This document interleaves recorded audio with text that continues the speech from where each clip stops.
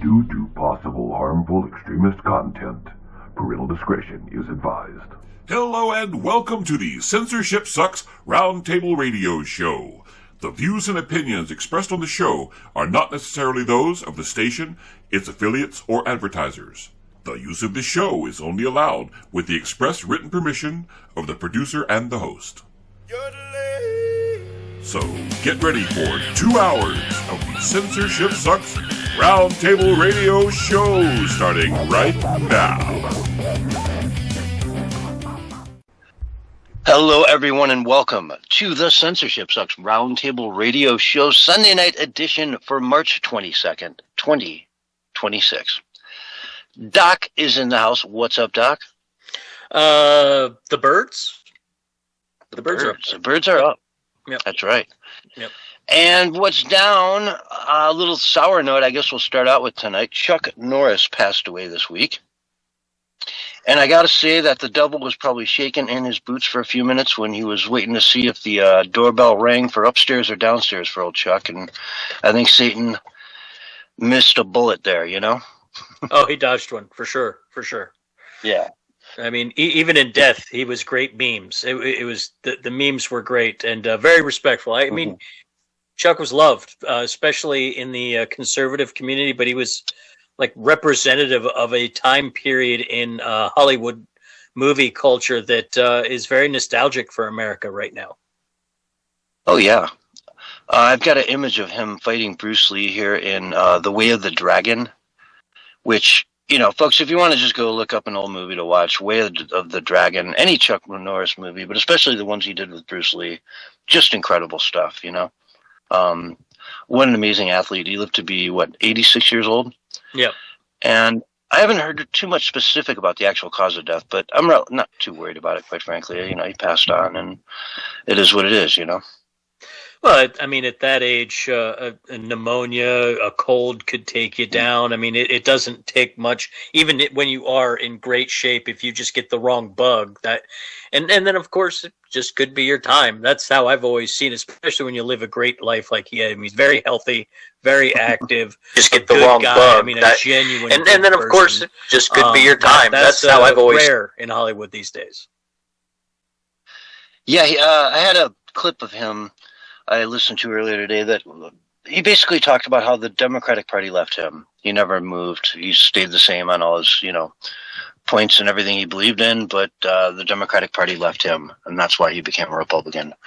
But he wasn't too active in politics. He just kind of hung out and did his thing. He was out in Hawaii doing some martial arts and stuff in the yard, I think, when all this went down. And, hey, man, you know, you're out in paradise there in Hawaii. It's the perfect place to go if you're going to go. Yeah, the way they tried to, the way they tried to interject politics, and it was so absurd. The media, the mainstream media, it was so ridiculous. Like, it had nothing to do with him. Nobody loved Chuck Norris because he was conservative. They loved Chuck Norris because of the memes and because of his crazy martial arts movies and TV shows. He had a cult following. He was well known in the entertainment genre. People loved the guy, and so it was really weird and kind of odd for them to take shots at him the way they did. I thought that was a little poor taste. And he was super famous for the jokes that always went down. You know what I mean? Like, Chuck jumps in the water, he doesn't get wet, the water gets Chuck. Yeah. You know? Exactly. Or, I mean, there's a million of them where he's just a badass, basically, and, you know, the world respected him for it. Yep. It's one of those things that, like, internet culture, 80s action star culture, like, he's got a real... soft spot in America's heart, and it was it's a sad one, but you know, that is life. We all get there eventually. Now you must. I don't want to put you on the spot, but I'm guessing you have a favorite Chuck Norris joke. Yes, I do. Absolutely. It's a meme of him and Walter Payton in a boat together, and it was this was at the time of this picture being taken, this is the third most powerful navy in the world. That's my favorite one. It was Chuck Norris and Sweetness together in a little boat. That was my favorite one. Nice. All right. So let's see. Let's dive into some other news. I guess the State Department issued a statement today. Very rare worldwide caution security alert for travel. This applies to Americans anywhere in the world, especially in the Middle East and other susceptible countries like England, which is practically Middle East. To just be on the lookout, nothing specific, but just be on the lookout. There is an elevated risk at this point in time. We've got DHS shut down. God, that's a whole nother story. We'll get to that one. Because I want to give that its due. But this, I think, is coming on the back end of Trump saying, hey, if you mess with the Strait of Hormuz, we're going to start blowing up your electric production in Tehran and Iran in general. So if you keep messing with the Gulf, you're not going to have power. And it's going to take you a while to turn it back on. Months. You know what I'm saying? Yep. So they're expecting maybe some retaliation from that. I don't know. What say you, Doc? I would suspect that they're just in general that the war has gone the direction it has. I think it's clear that Iran is at the stage of the game where it's strike whatever you can, however you can, and just make it as difficult as possible and painful as possible to be there. And so engaging their terrorist cells that they can still get to and talk to and finance would not shock me in any way, shape, or form. Mm-hmm. And, there's a lot of things that can be done on a global scale where it's just the jihadi, independent, Islamist jihadi with a suicide vest. I mean, we've seen it a million times through history. It's just one of those things. So, yeah, I wouldn't be in a panic about it. Yeah, I wouldn't be in a panic about it, but I'd be, cautious. Yeah, on high alert, extra awareness. Mm-hmm. Yeah. But they do not put these out very often, and they just did, so I thought I'd bring it up. On that note, let's see, we were talking the other night on the Wednesday show with Barry about what I need to see happen here for, me to start thinking some progress or some positive things are happening in this battle. And here's one of them. Over 20 nations announced that they'll be working with the United States to help keep the Strait of Hormuz open. So 20 nations. That's what we need to see, folks. 20 different flagged army ships out there doing their thing, keeping the peace. And so we're all in it together. And let it be known that the entire world has your back now to the people of Iran. If you want to lift up, you're going to see, British ships, Japanese ships. You're going to see, the Danish out there. You're going to see, hopefully, France and Germany and Italy and all kinds of different, Australia, you name it. The whole modern world out there with their flagged battleships ready to defend you. That's the kind of thing that, gives me hope. Then we need to see, as I was saying, more action on the street, more advancement to say, hey, something happened here. They got to this building, they tore it down. There was that YouTuber that was in, I want to say, Burma earlier this year. No, it was Myanmar, maybe. No, forgive me. It was one of the countries just north of India, not Nepal, but the one next to it. And he was there, just happened to be there and filmed the entire revolution. And it looked like, they marched on the Capitol Hall and they took it over and said no one else is allowed in here. They surrounded it until, they had control of it. And that was it. That's how they got it done. Something like that needs to happen. I don't know how it does. I don't know. But we just need to see that sort of a rise where, yeah, maybe more people die. But guess what? 30, 40,000 maybe is, many, many more could have died. 35,000 is the most, strong estimate I'm seeing nowadays, most reliable number that people seem to be falling on, that were killed in a 2-day period by the Iranian government, and they need to be avenged. Yeah, that's all I'm saying. I don't see the second part of it. I just don't see any evidence that the people have decided that the moment is there. But again, I don't think we really know anything about what's going on in Iran on the ground. I don't think we really have any clue. I think the only thing we know for sure is that we're attacking them, and they're still attacking the whatever locations they can hit with their missiles and drones. I don't really know if there's any, because I've seen stuff from both sides, and I just don't know what's real, right? But yeah. I can tell you this: if we actually get allies with actual warships and battleships in place, if that actually takes place, that could actually lead this in a different direction. But I don't know what's really going on at this point. There's so much mixed messaging coming from all different directions. It seems like a lot of chaos right now. Yeah. The world's standing up and saying, hey, man, you guys are scumbags. You need to leave power. Right? If the entire UN looks at you and says, leave, none of us want you, your people certainly don't want you, then maybe you have a chance there to do this peacefully. And then, my lord, Cuba's up next, right? Well, yeah, I think Cuba's probably going to go on its own at some point if things keep going the way they are with the electricity situation. But we talked about that a little bit in the pre-show. Cuba has a blockade right now going on. Their electricity grid just collapsed. So there's a lot of chaos there as well.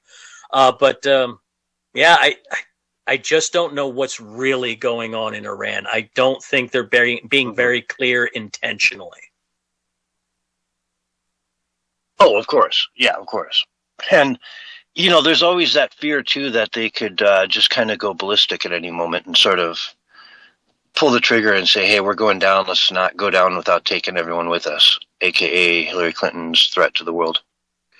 Yeah, I mean, it is a concern to me that Israel, it seems a little off the leash right now. They concern me. If Iran can hold out long enough, how desperate does Israel get? That's a concern I have. But as far as what's actually taking place, I think it's all too chaotic right now to even make heads or tails of what's going on. Yeah, and, the trick with Iran was the two threats were them getting missiles strong enough to actually make it to Europe or the United States or, Africa, Asia.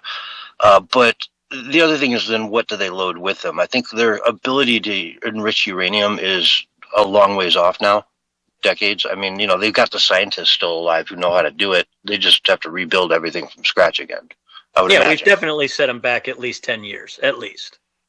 Yeah. So then it comes down to how dangerous are they at this point?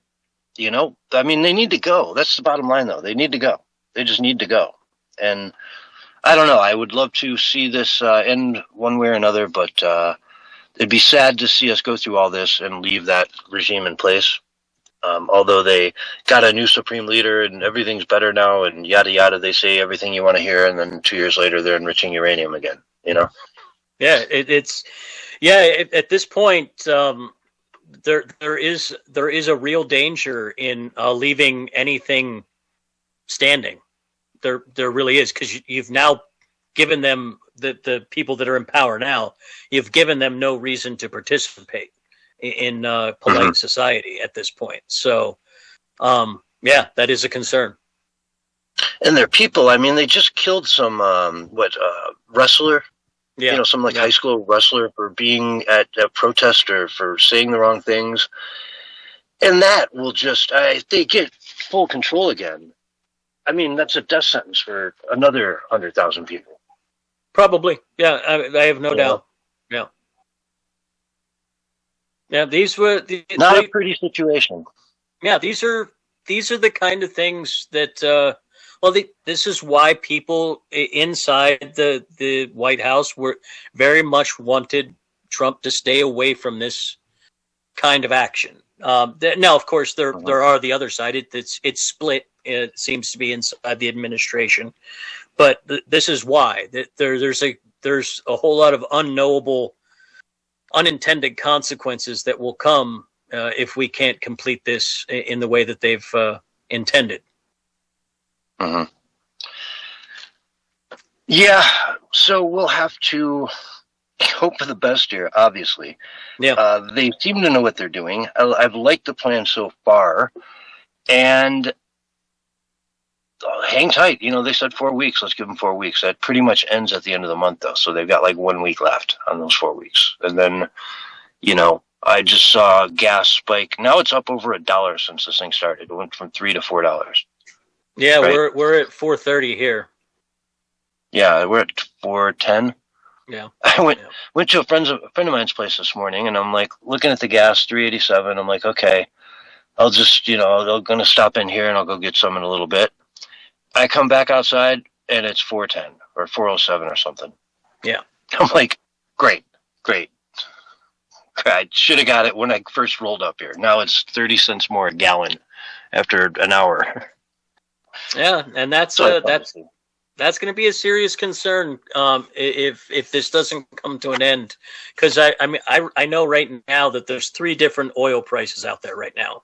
The oil on the ground in the Middle East is going for about 150 to 160 a barrel. On the ground in Asia, it's like 120, 130. And then here in America, it's just under 100. So the futures market isn't even really showing the real time price for some people. So it's a real concern. It's a real concern if this keeps dragging out the gas prices, especially diesel and fertilizer. Mm-hmm. Yeah, diesel prices are way higher, like $5.60 or something. They're much higher. Yeah, at least where I am. We've seen the similar here too. Yeah. So, man, wild stuff. I always like having Barry on because he's from Oklahoma. So when he throws out gas prices, they're always like really optimistic. Yeah, Oklahoma has some great prices. Yeah. Like, oh, wow, you're still at $2.50. Good for you. All right, there is hope for America. There's hope. Yeah. Well, if it wasn't for a lot of the stuff we did with the climate change nonsense, we wouldn't have so few abilities to process oil here in the United States, like California, all the nonsense they've been doing.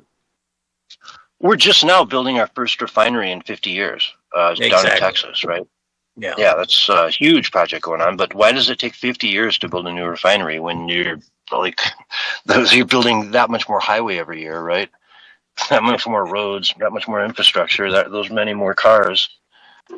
And yet somehow, they make it like a criminal offense to try to add more fuel to the situation, which is what makes it all go. Yeah, it's really bizarre how they did that to our economy. It really, for a very long time, tightened the screws internally so much that we had to rely on external suppliers. It's just wild. Yeah. Yeah, when we have we always talk about Saudi Arabia, but man, America has the largest, reserves. We're sitting on gold mines, man. Yeah, both oil and gas. And the money does go into the economy. You know what I mean? Like if you own that land where they're, hey, we want to do a wildcat, on your property, and you say sure, and all of a sudden they have some huge score. Guess what? You're rich. Yeah, it's like a Jed Clampett from the Beverly Hillbillies. Yep. And it's funny because, we all laugh at the Clampetts, but you got to wonder how many of those really exist in the world. You know what I mean? Well, that's how Texas was built. Texas became a thing because of that. What the guys that became the oil barons of Texas were not, wasps from the Northeast. They were hard-working, hard-cracking guys that became super wealthy. That's why Texas has its own unique oil culture down there. It's different than all the other oil executives anywhere. Mm-hmm. So it's even a Hollywood trope. Yeah. Absolutely. I'm thinking of I don't want to get into this old Seinfeld episode, but yeah. So let's see. We're talking about the security of the United States, the ability to travel, the safety alert that came out today. And so it all boils down to spring break, and the Department of Homeland Security having some of its money to the TSA, Transportation Safety Authority, slowed down to the point where no one's getting paid. It's been nearly a month now. What, 35 days, I think? Yep. And they're not getting paid, folks, so they can't keep coming in, right? They want to come in. They'd love to come in, but they're not getting paid, and they work for the government. So put that together, keeping your airport safe, and you can't get paid. So there's two aspects to this. One involves Donald Trump. The other one involves Elon Musk. I guess let's start with Elon Musk, because there's probably less to unpack with it. Doc, did you hear about this? Yeah, Elon went and did an Elon thing and offered to pay the TSA until they can get a funding bill taken care of, so that the airports can get up and running at top speed. Yeah, he will personally pay everyone's salary until this thing is resolved. I mean, is that a gift to the Democratic Party, though? Is that just them going, okay, guess what? Let's take him up on it. Let's let him pay the TSA for the next 6 months, and we can just sit on this forever. I think it actually helps. I think it would help Trump, actually. I think getting that resolved before the holiday summer time would be a huge win for the Trump administration. Even if they still don't have funding taken care of on the back end, at least the front end, the customer, who is your normie voter, they're taken care of, and so they're not going to be thinking about that when they go into the ballot box in midterms. Yeah, and right now, I mean, we talk about the vacation period. It is spring break, right? You've seen all these videos from Fort Lauderdale and whatnot of people going crazy, acting a fool out in the beaches. Yeah, and it's spring break. It's just no denying. There are definitely a lot of people flying right now, and the lines are insane. Have you seen these videos of 5-6 hour lines? They go through parking lots and go up one side and come down the other side. Oh yeah, everybody's talking about how their flights are delayed 2, 4, 6 hours. Yeah, it's a mess. I mean, the reality is though that the TSA probably should have been abolished a while ago. I mean, we are so far beyond humans having to do their job that it's really quite silly. And funny fact, TSA has never caught a terrorist, not once. I did not know that. Yeah, I'd have to look that up. It's a wild stat. Never. They just never stopped one terrorist attack. And so it's kind of one of these things where it's almost like the government is holding us hostage at a economic choke point. It's very sad, really, that it got to this point. Yeah. Well, Donald Trump has proposed a solution to the situation, which I find just straight the most Trumpian thing ever. It makes you just smile just because it's so point on. And he wants to have ICE go man the THS stations and, assist with the agents that are still there. And so he's going to send ICE in there. And if they catch any illegals going through security, boom, they take them out on the spot. It's a win-win, right? Yeah, hey. You're trying to fly out of the country, whatever, and you're legal. Yeah, well, hey, just go on your way. What do? You're not going to arrest that guy. You're already leaving. Go. Don't come back, right? Yeah, exactly. But that's an interesting situation if he were to do that. And apparently, folks, tomorrow morning, 9 a.m., bright and sharp, they're going to be showing up there for work. Oh, that's good. That's good. I think he had to do something. Like I said, you do not want that large of a voting population to be thinking about this come midterms. You want it to be resolved one way or another for them. Yeah. But a lot of this blame I'm seeing in these polls and stuff is not coming down on Trump. They're seeing through it. They're realizing that it's the Democrats. Oh, it's clear that it's the Democrats playing games. Absolutely. Or at least it's the House, right? It comes down on the House, not necessarily on Trump in these situations. So you'd hope that people would look at this and, they're talking right now about saying, hey, we just need to do away with the filibuster because they're going to do it anyway. The second they get into office, they're going to take away the filibuster and they're going to pass every dream legislation they want to with 50+1 votes, right? So, and we're talking about packing the Supreme Court, making mail-in ballots legal everywhere, mandatory everywhere in the United States, making it illegal to, clean the ballot polls, making abortion completely legal right up to the moment of birth across the entire country, all with legislation that's 50+1 because there's no more filibuster, right? Yeah, well, that's the importance of the filibuster.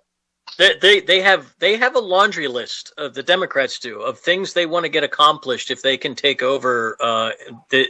And one of them is trying to put Trump in jail. So I mean, you're going to have 2 years of impeachment trials. You're going to have 2 years of their nonsense, and then if they play it right, if things go wrong for some reason, and they can win the presidency in 2028, yeah, that's all of those things that you mentioned they want to do. All of them. Yeah, I mean, they could probably pass legislation like right away, and right in the beginning of the year 2 of his second term, that just says, hey man, if you've ever been impeached twice, you can't be the president. You're immediately null and void, and it's 50+1. So they just have to pass it, and boom, it's law. Well, right? no, obviously he wouldn't. The president has to sign it. So it would stall the government. Yeah, he wouldn't sign it. But yeah, you get my point, though. That's the kind of stuff they're going to do. Of course, they're going to make life a living hell for him. Yep, absolutely. So that's why people got out. They got to get out and vote in the primaries. If you don't like the Republicans in there, get new Republicans in there. But you got to get out there and participate. You can't. Sitting out is a guaranteed way to make what you don't want to happen. Yeah. Yeah, it's wild. So even like we look at the SAVE Act, you know what I mean? Let's say they pass it. We'll get a couple elections, but then boom, if it ever reverts back to one iota, it's just right back to World War, The minute they get power again, it's just going to be World War. And I guess they look at this today as, our version of the MAGA version of World War, of going scorched earth, when I don't see it that way. What scorched earth? We shut the border down. So what? We're getting rid of people in this country who are here illegally committing crimes. We're going after those people first, right? And look at what happened to the murder rate in the United States in the last year. It's gone through the floor. It's down like, 50% or something? It's like insane numbers. Yeah. And it's the sad thing is that there are people who just don't like America, who live in America. And we have to defeat those people permanently. And there's a bunch of weak Republicans in office, in Congress, and the Senate who don't want to do their job, what they were put there to do. It's a sad fact, unfortunately. So we got to get those people out of the way. And, you kind of got to forget about Trump for a minute and concentrate on the people who are actually making your life miserable. And it's Congress. You got to focus on Congress right now. If they would have been helping him out all this time, we would be a lot farther along. Yeah, absolutely. I couldn't agree more. And that's why it's so important, I guess, like you say, these midterms are really going to be a very crucial round of, we always say it, we always say, hey, this is the most important, midterms ever. Well, it is. It always is. The one you're in is always the most. And it seems in America, the further on we go through time, the more radical the options become. It's like, hey, just keep some semblance of what America was, or go down this other route with, the Democrat choice where it's just total chaos. It's Mamdani in New York City. It's what they're doing. It's Tim Walz in Minnesota. Just create a syndicate crime, organization and just sit on it and let it run and look the other way at every point and let them just get away with murder, professionalized, organized crime. I mean, come to America. They're idiots. They let you just steal from them blind. And nobody questions it. Look, I came here to America. 4 months later, I'm driving a Lamborghini. Look at me. That's how the Democrats have built their coalition, so they're going to have to keep doing that. I think that combined with the young people leaning more towards socialism in their belief structure because of how hard the economy has been for the youth. You combine those two factors together, and you get unbelievable amounts of destruction of fraud. I mean, you get fraud, you get crime, you get the destruction of U.S. culture and decreased cohesion. Communities fall into disrepair. There's all kinds of negative consequences, but they're caught in a trap of their voter base voted for this stuff, and it's one step after another right into Mao's socialism, basically. And it's funny, they think they can work with these Somali, communities, and it's just going to blow up on them in the most spectacular way over and over and again. I point to Australian Prime Minister Anthony Albanese, basically denounced the Islamic Republic of Iran and was trying to sort of talk to the community. So he went to a massive mosque in Australia and sat down there, took his shoes off, sat on the floor, did all that stuff, and started talking to them, and they just started yelling at him. It started as some people in the back yelling, and it just got more and more and more and more and more. Because, hey, he's saying we support the people of Iran, and they're not liking that. They're not liking that. Yeah. And I've got video after video of this thing just escalating to the point where they're briskly walking to their car, through some back alley, which I'm sure they weren't, expecting to leave through the back door down an alley when they went there.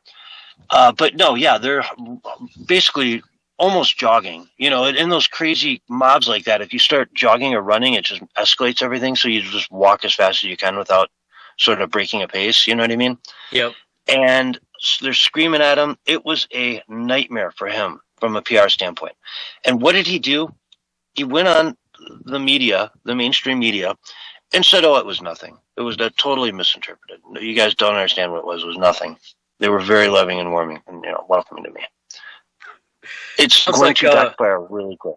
Oh, yeah. It sounds like Australia has some no-go zones forming, like Sweden or the Netherlands.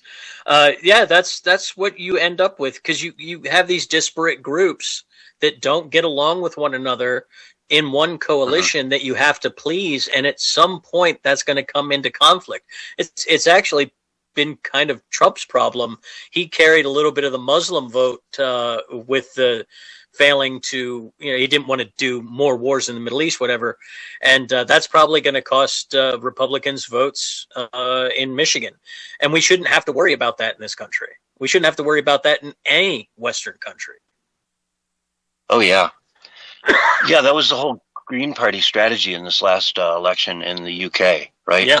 The Green Party put out stuff in foreign languages, just did the entire TV commercials in foreign languages as this, long blonde-haired white woman speaking some language. She doesn't understand a word she's saying, I guarantee, right? Some translator said, here, let me help you, learn how to pronounce these words and then say these words, and you'll get the vote. And lo and behold, they got the vote. Just pandered. Gave up being green and decided to just go with the Islamic green instead. The Red-Green Alliance. It's a real thing. And the funny thing is the Muslims teach their children, and they kind of preach this within their mosques, that participating in the voting in the democratic process in Western countries is now how that's how they wage their religious war. They take over through the ballot box, and they are voting for these socialist candidates who will support them. Well, for now, too. I mean, they're voting for the people that are willing to say, hey, I'll do what you want, right? Till they can get some. But eventually they're just going to make their own parties. Yes, exactly. Exactly. Right. Yeah, and rise up that way, And then it'll be the, Islamic and the Republican and the Democratic Party. You'll have three parties you can choose from. And it's pretty much going that way in the UK. The Green Party has pretty much become green for the Islamic flag. Right? Yeah. And what I talked about on Wednesday, I think it might have been last Sunday, they're looking to get rid of the House of Lords in the UK, right? Yeah, hereditary. Yeah. Or in England, yeah, exactly. There's the House of Commons, which is the elected officials, but then there's the House of Lords, which are just the hereditary. You live in this county, or what a district or whatever they call them over there, and you're the Lord.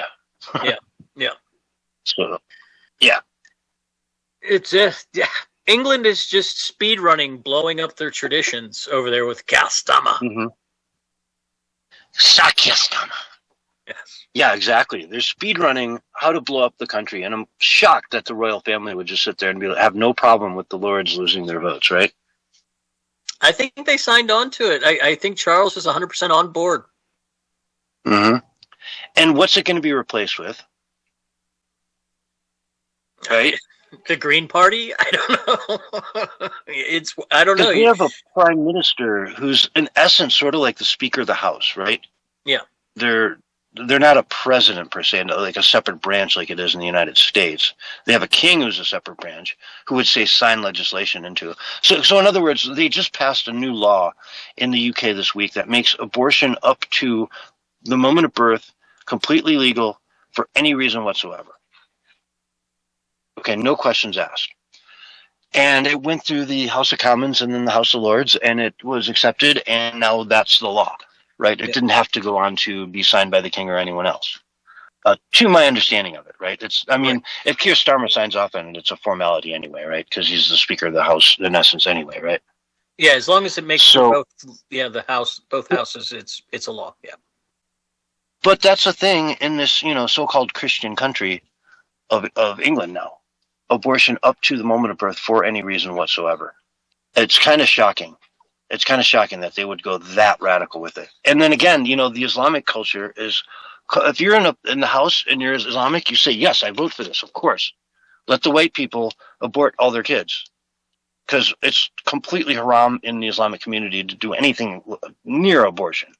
You get caught doing that in the Islamic community, you're in big trouble. You're not going to be around much longer. Yep. It'll be an honor to do something about it, if you understand what I'm saying. Honor. We are honor. Yeah. But it's another place where they'll just say, yeah, let's definitely vote in a law like this because we're not going to do it. It'll only apply to the, indigenous population that we're looking to colonize anyways. Yeah, we have politicians doing the same thing here. I mean, you look at Colorado, California, Oregon, and Washington State. I mean, their abortion laws are basically the same thing. They transing kids, the whole nine. So I mean, it's the Muslim factions will absolutely back those policies. Yeah, absolutely. And the mail-in ballots. I mean, once they dial in how to rig elections, which they. Trust me, I've seen a lot of videos of them doing this years ago, right? In like 2020, 2018, you name it. Remember all the things out of Minnesota where the guys were just driving around with all kinds of ballots in their car? Just getting, they were getting paid like $250 for each one that they can get their hands on. So they were just mad scramble. The police found the guy passed out on fentanyl in his car and he had 20,000 ballots in it. Wow. Yep. Yeah, there was a couple of those. A lady crashed in a median, like she had some kind of medical episode and crashed. And then when they came to the crash, they found 10,000 ballots in the back of her car. There's been a couple of those. Yeah, I think things like that are just not acceptable. And a lot of times, heck, we saw them pulling up to these machines, or the ballot drop boxes, the Mark Zuckerberg drop boxes, where he gave $400 million to make these things happen. And they would just drive up and start shoveling ballots into the boxes, shoveling them on camera, and then they come back another hour later and they've got more and more and more and more, taking pictures of them all as they do it. Yep. Wild stuff in your face. Wait until that goes mainstream, So we need the SAVE Act, folks. We need it big time. And I hope the Republican Party can step up because there's only a few of you out there that are too coward to do this. And understand it's the whole future of America, man. If we can't fix voting, you can't do it. I mean, nobody in the world does mail-in voting. I mean, I say nobody in the world. Okay, maybe like 3 countries do it, but that's it. It's a complete minority. Same-day registration to vote, again, maybe 3 countries in the world do that. Birthright citizenship, very, very rare. A handful of countries. It goes on and on. Yeah, it's wild how we've allowed it to be made into this way, though. It didn't start out being this way. Over generation, we've allowed it to progress this way. People have not got in the way, and it needs to be fixed. Like you said, the Republican Party needs to step up and take care of this. If we don't, it's going to be tough. It's going to be real tough going forward, because it's not going to get any easier to get elected if the mail-in ballots aren't gotten rid of. Yeah, that's just obvious to everybody involved. I mean, folks, come on. Anyway, we got to take a break. This is the Censorship Sucks Roundtable radio show, and we'll be right back after these messages. All right, we're on radio break. All right. Excellent. Doc, I need you to do a cameo on the Wednesday show one day, like in the next month or so. Okay.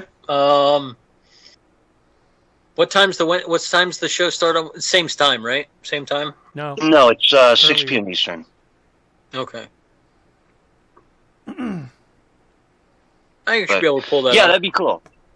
That'd be cool, because I'm always like talking to you on Sunday and Barry on Wednesday, and so I always get mixed up who the hell I was talking to about whatever subject it is.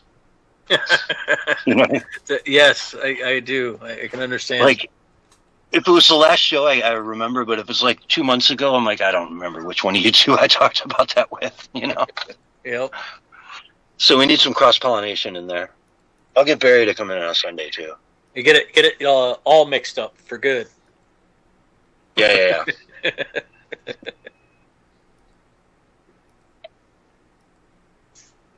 Don't forget we have Angel next month. Next month, okay. Yeah. The only way I'm going to ever remember it's just, every time it comes up, I'm like, okay, I got to remind you, it's 22nd of next month, I believe.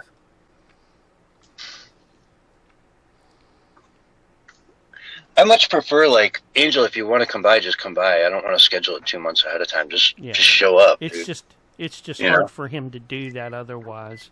But the reason for this one is because it's going to be a little bit before or a little bit after the anniversary thing for Beam.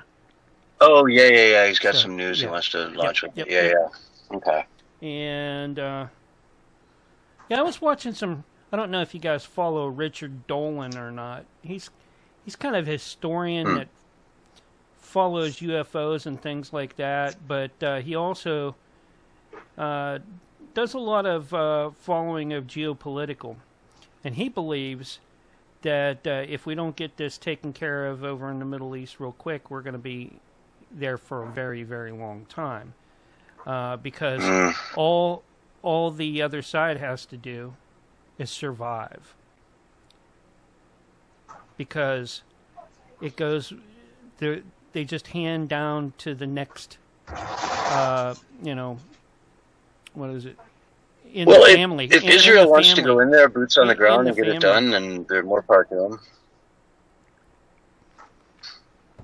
But with that part of the world, everything's about, okay, well, it's you got to wipe the whole family out, not just one, because if you do that, then it leaves someone still upset, and then they have this thing called what is it? Revenge? No. It's but there's a legal name for it. It's a legal term where they can come back and there's it's justified then. Yeah, I know what you're talking about. You know what I'm talking about. Yeah. It's not. It has. They have a word for this. Justified they have a word for every homicide or something like that. It comes out to. We've got 30 seconds and we'll be back on air. Yep. Tribal society stuff. Yes, and that's how it works over there. Yes. How big are you on this Afro Man thing? I know a little bit about it. Okay. Because Willie apparently knows a lot. It was. Here's There's some your stuff to know. countdown. 3, 2, 1, and you're live. Hello, everyone, and welcome back to the Censorship Sucks Roundtable Radio Show, Sunday Night Edition, March 22nd, 2026. And boy, do we have a show for you tonight. With me, of course, we've got Doc. Doc, where can people find you online? You can always find me over on the X, formerly Twitter platform, of course, on Rumble and Odyssey, as well as Minds.com, my favorite platform, and that's at Doctor420, and that's Doctor with an E. 420. There you go. Go get them, guys. Puts out great content all the time. You also do a crypto show on Wednesdays. Well, I don't want to call it a show per se, but why don't you tell us a little bit about that, blah, blah, blah. On Saturdays, every Saturday, I do basically a roundup of the weekly economic crypto market news and kind of discuss how I see things in the realm of the economic turmoil we're facing. And I guess I have egg on my face because it used to be on Wednesday. Now it's on Saturday, folks. No, so. my other show's on Wednesday. You have Wednesday correct. It was just the wrong show. Yeah. Oh, okay. Gotcha. All right. My bad. Anyway, you're doing shows. You're out there. You're making a name for yourself, and we all dig it. I love having you on the show. So let's dive into New York. Kathy Hochul, man, she's really firing on all cylinders. Let's see here. I'm going to have to pull this up on another platform. She basically, you remember when she said to everybody way back in the day, like, hey, man, if you're not part of this, we don't want anything to do with you, just leave? Yes, I do. Well, that's coming. Yeah, no, it's coming back to backfire on her a little bit. She basically is now begging people to come back to New York. She's saying, look, man, just, hey, if you, we could really use the money. If you got the money and you like what we're doing up here, trying to make a city the better, the best place it can be, could you please consider coming back, leaving Florida, and coming back to New York City? Really appreciate it. I don't think that's going to work. I don't think begging will work in this particular circumstance. Mm-hmm. And Mamdami's not helping her at all. This wealth tax is very popular now. I saw Bernie Sanders, I think was one of the people that sponsored a bill along with Pocahontas to tax 5% of every billionaire's, net worth. And I think they're the one they put out there on a national scale would do it every year. Yep. So 5% of your net worth every single year if you're a billionaire. If you get to that point, why cross that threshold into billionaire? Just stay at, $899 million and, you're good to go. Right? Well, they'll get there eventually. Because all the billionaires are going to leave. Anybody who makes any money of any kind is going to leave. The companies will leave. And we will be just like Europe, because that's what Europe's doing. That's insanity. Yeah. It's a good way to destroy your economy. And with New York City, they just don't get it. With California, it's so simple. Watch. If you're a billionaire and you've set up your life in California or New York City, you're a billionaire. You've got a house in the Bahamas. You've got a house in Hawaii. You've got a house in Florida. You've got one in Europe somewhere. You've got one in Asia. You're a billionaire, right? You see some $20 million home for sale in Bali, and you're like, $20 million, whatever. Let's get it. I'm a billionaire. Yep. It's not like it's hard for you. You don't spend that much time there anyway. All you got to do is go to Florida. Next time you're down at your house there, change your ID over to Florida, and now poof, you live in Florida. You can fly back to New York the next day. You just can't stay there more than so many, months a year. Which is fine anyway, because you typically don't do that in the first place. Yeah, it's wild that they think they can get these people to actually pay this money as if they don't have the means to avoid paying it. Yeah, Monaco. I mean, let's just go to town. I can name city after city after city you can have another home in and live like a god, live like a billionaire. I mean, you're a billionaire. Life is so different when you're a billionaire. You like an average person can't even comprehend that you can just get on a plane and go wherever you want and have, a home and staff and the whole 9 yards just waiting for you when you get there, Yeah, people don't. Yeah, the average normal person does not comprehend that kind of wealth. Not in the shortest terms. That's I think why the globalists who were back in the Biden auto pen were so keen on getting the world wealth tax in, so they couldn't run away.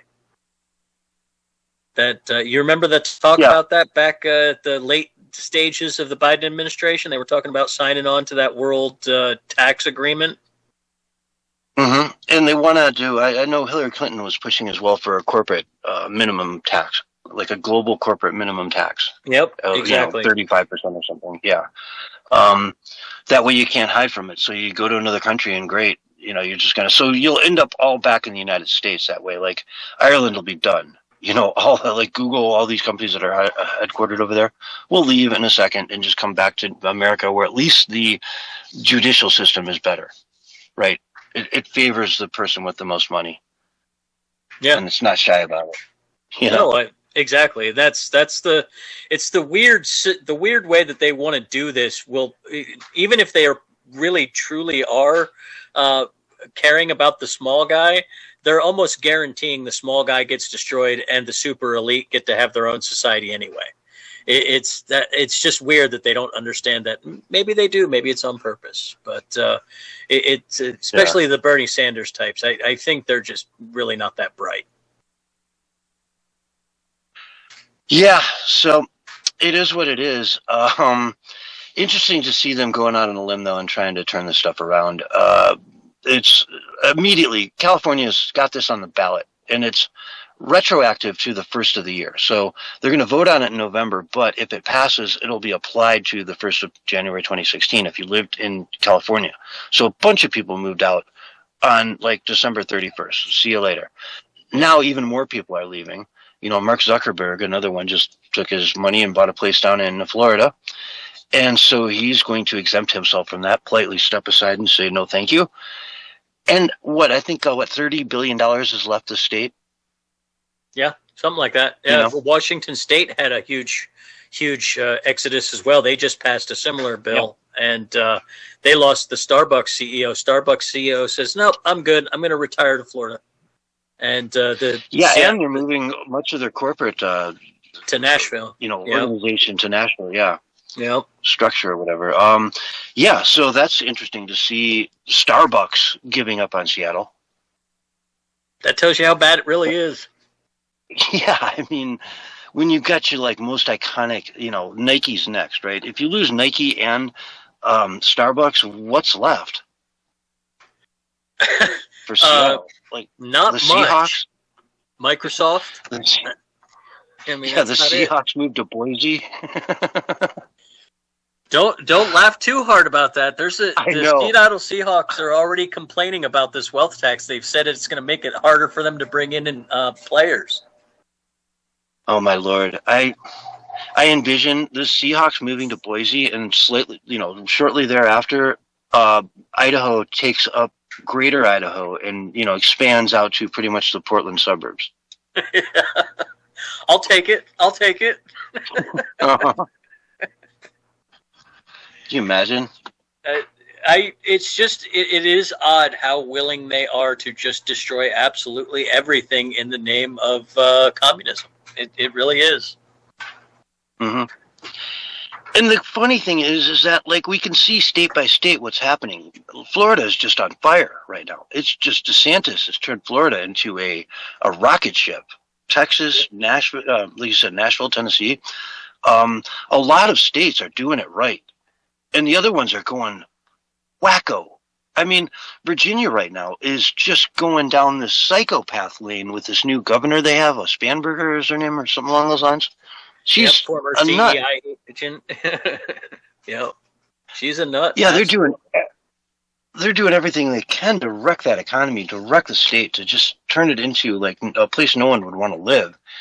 And the contrast is just so in your face between state to state. It really is. And people can't help but not see that and recognize it and say, this is no good, like it's so easy to just pick up and move. If you're a billionaire, it doesn't even require anything at all. If you're an average person, it's doable, it's doable. Takes a while to settle in and meet your new friends and all that, but once you do, you're good to go. And if you have any kind of job that's mobile, people are they're voting with their feet. Yeah. Well, yeah. Well, that's the thing too. COVID made everybody, mobile ready, right? They all know how to use Zoom and do all that stuff now. So it's an old hat. It's easy to, pick up work on Upwork or any of these sites. But folks, this is the Censorship Sucks Roundtable Radio Show. We've got to go to break. We'll be right back with more after these messages.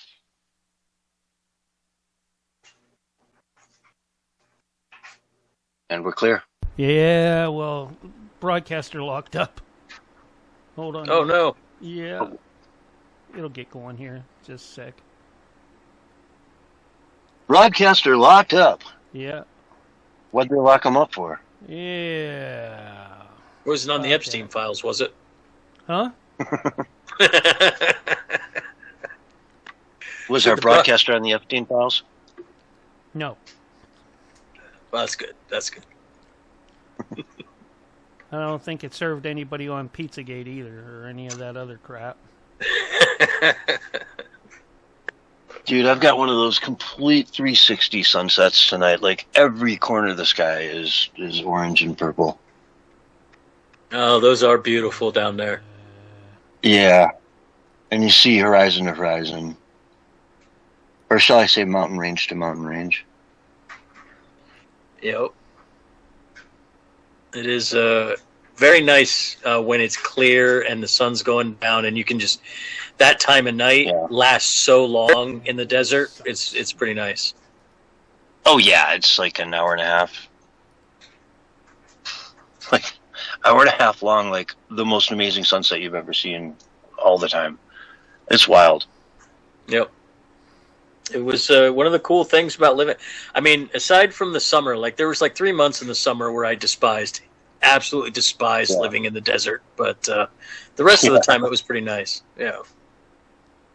Yeah, 3 months. Well, I'm going to take and hang up here, and then I'll get you on. Okay. Right back. All right. Hopefully Willie will be in.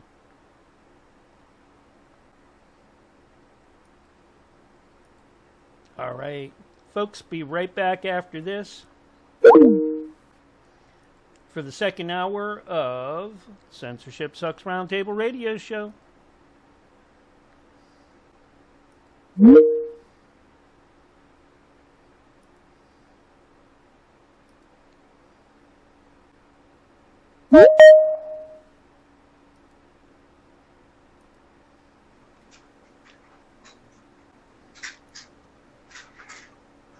Hey, David.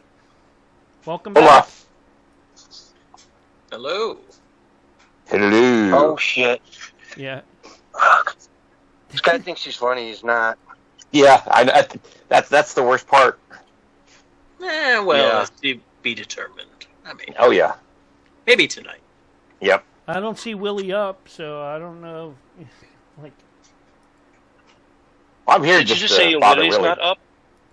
Yeah, there's a pill for that. We discussed that earlier. I knew that was coming. Where you at, Willie? Well, we're not going to let that slide. That's just too easy. Yeah, it was a slow pitch softball right there. Okay, James, where the heck are you, James? Hey! Hey! Flat Earth. Flat Earth.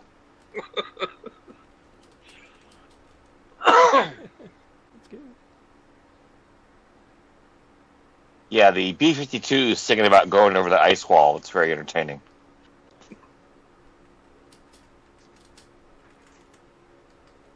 Yeah, rubber duck. We're at the ice wall. The Yep. ice wall.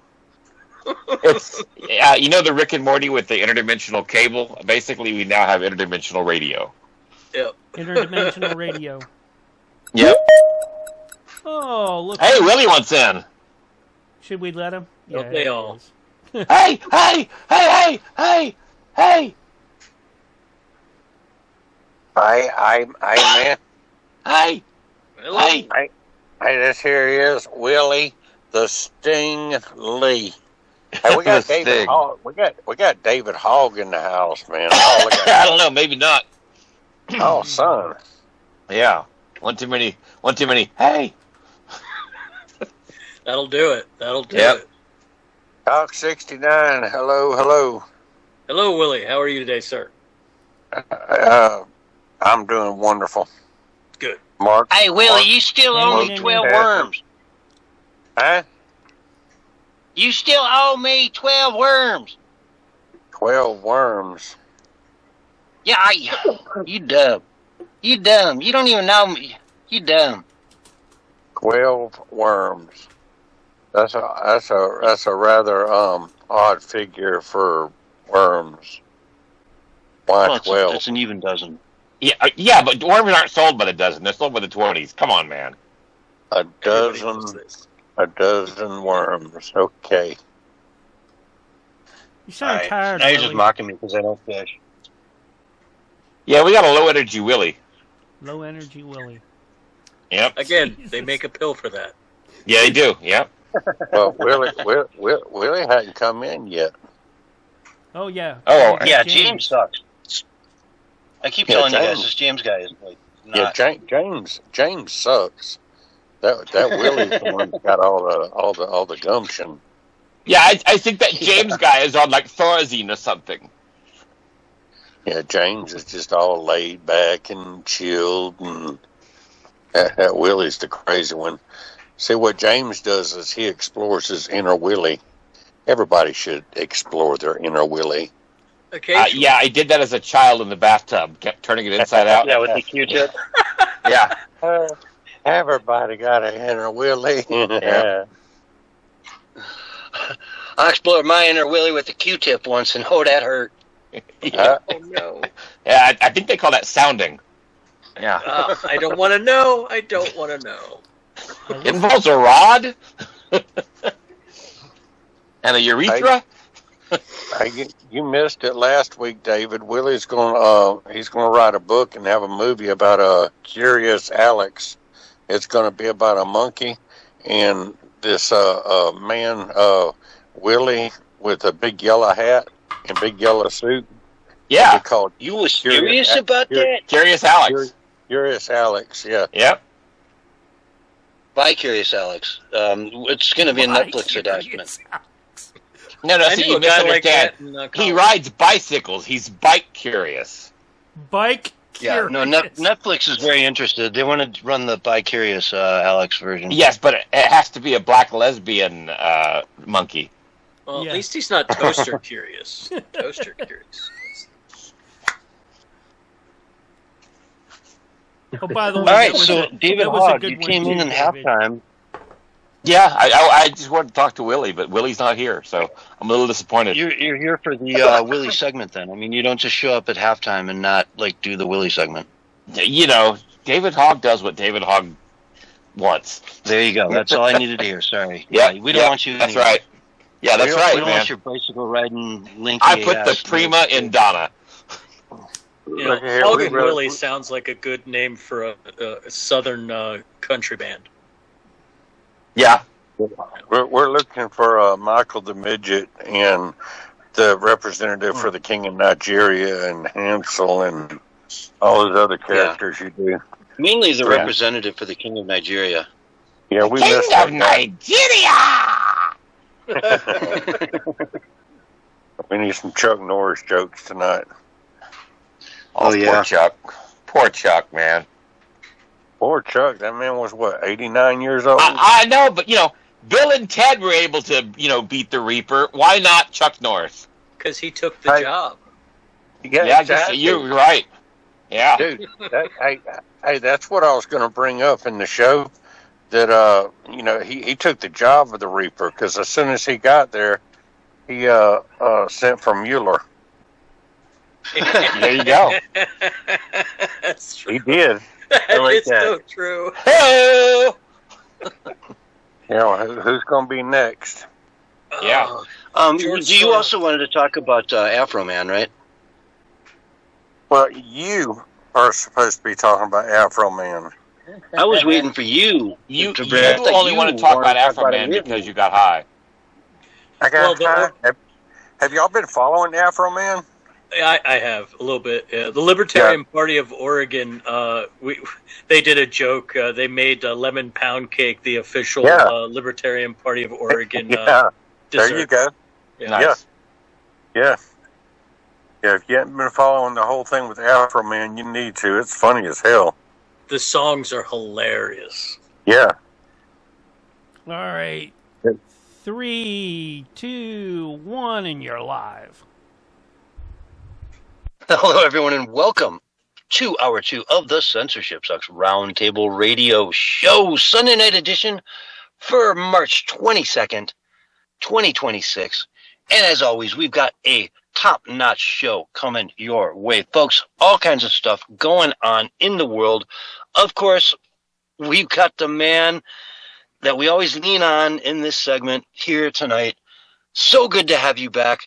Hansel, what's going on, buddy? Well, I got bit a lot when I was doing the whole snake handling thing over at Alligator Alcatraz, so I'm a little low energy tonight. That's okay. Okay, that's great. okay. And I think, did I hear Willie in there too? Willie, are you here? I thought just you were here in the break. You're still here? Yeah, no, man. Hey, I jumped in, man. I hacked y'all. I hacked y'all. Hey, I'm here, man. Hey, we live. Come on. This is true. We are live. Come on. Come on. Yeah.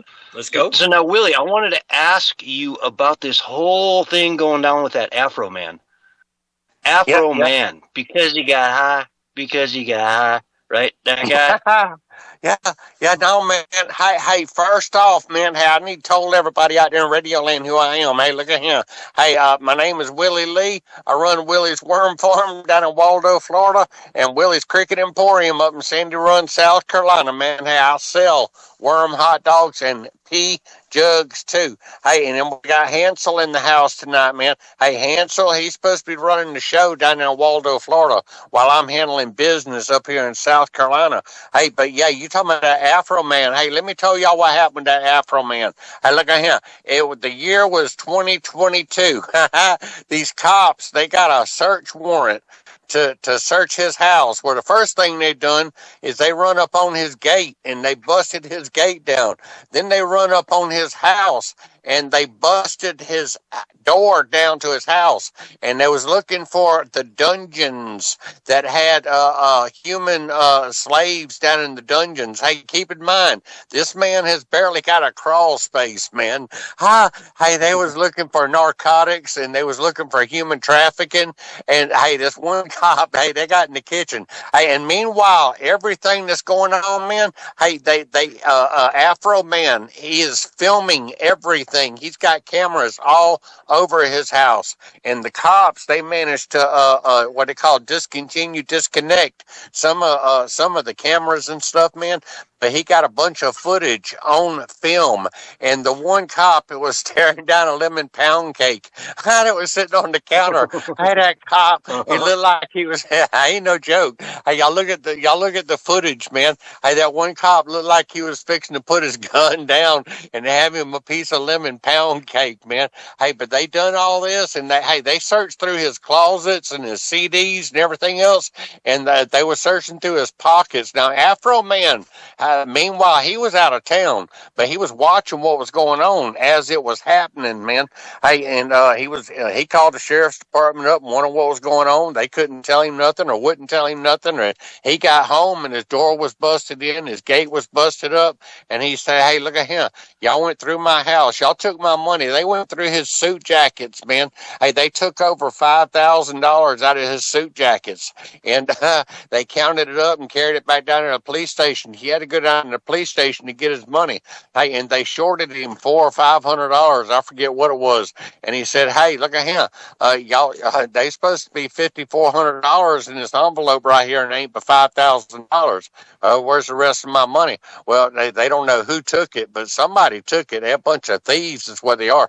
Hey, and this is Adams County, Ohio, where all this happened, man. Hey, and then he's like, "All right, well, who's going to pay me for the damages on my house that y'all caused? And y'all didn't find nothing." And they laughed at him like it was a big joke or something, because they got qualified immunity. I don't know what happened. They got a warrant from the, what do you call that thing? A subpoena or a search warrant. That's what they got from the judge, man. But what kind of evidence did they have? Well, they laughed at him when it's like $20,000 worth of damage. And he looked at them. He shook his head. He said, all right. He said, "I got you." Hey, and then he commenced to writing these songs. Now, this happened back in 2022, and it just now went to trial. Man, I ain't gonna lie. Hey, I watched the footage from the trial. Man, he dirty dogged them cops, man. He had one, one woman was on there. She was crying. They talking about defamation of character. They defamed Lemon Pound Cake. Got the one cop. Everybody calling him Lemon Pound Cake and calling him a thief. And well, to be fair, the dude's like 350 pounds. I mean, Lemon Pound Cake is probably the nicest thing he's been called in a while. Yeah, exactly. Yeah, he used to be called Lemon Ton Cake until he did the Ozempic. Yeah, that's what they asked that one cop. They said, "You ever been, somebody ever called you names before?" And he's like, "Well, yeah." What makes this any different? You know, he's like, "Well, I can't go anywhere without getting made fun of," you know. Hey, and Afro Man, he got on the stand. He said, "Look at him." He said, "Let me tell y'all something." He said, "Every last bit of this is going on right now." He said, "It's y'all's own fault. Y'all brought this on yourselves, man." He made all kind of videos. He got that woman running down the street, and then he made another video about he was bumping up against this dude's wife, man, and talking about he was doing it with her and everything. And that guy, he's like, they asked him, they said, "Well, is it possible that he is having an affair with your wife?" And he's like, the cop, he's like, "I don't know." Because that was the whole basis for his lawsuit, man. I'm telling you, it's some crazy stuff. You can't make it up. Hey, but the thing of it is he won the lawsuit. Afro Man won, but then the judge didn't like Afro Man and said, "Look at him. All right, well, you won the case, but you're still going to have to pay half the legal cost, and the cop's going to have to pay the other half, and all this other mess that was going on and everything else." Hey, but what Afro Man was saying, he's like, huh? What about his fence? What about his $20,000 fence? Yeah, no, they still ain't paid for nothing, man. He said that's why he's writing them songs, so he can make some money to pay off the damages that them cops caused, man. Now he can make. Yeah, and he said he just writes about his life.